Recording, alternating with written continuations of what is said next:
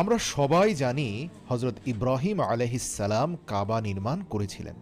কিন্তু আপনি এটা জেনে অবাক হবেন যে এই নির্মাণ প্রথমবার নয়, অর্থাৎ এর আগেও কাবা বিদ্যমান ছিল। প্রিয় মুসলিম ভাই ও বোনেরা, ইমাম মোহাম্মদ বাগবী রহমাতুল্লাহ আলাইহি তার যুগ শ্রেষ্ঠ তাফসির এর গ্রন্থ মাআলিমুত তানজিলে লিখেছেন, খানায়ে কাবা সর্বপ্রথম ফেরেশতাদের দ্বারা নির্মাণ করা হয়েছিল, যা হজরত আদম আলাইহিসসালামের সৃষ্টির ২০০০ বছর আগে, এবং তার ঠিক সেই স্থানে ছিল যেখানে বর্তমানে বাইতুল্লাহ শরীফ অবস্থিত।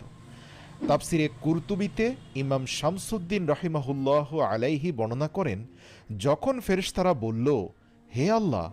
মানুষেরা তো জমিনে ফিতনা ফাসাদ ছড়াবে, যার উত্তরে মহান আল্লাহ এভাবে বলেছেন, নিশ্চয়ই আমি যা জানি তোমরা তা জানো না। ফেরেশতারা ধারণা করেছিলেন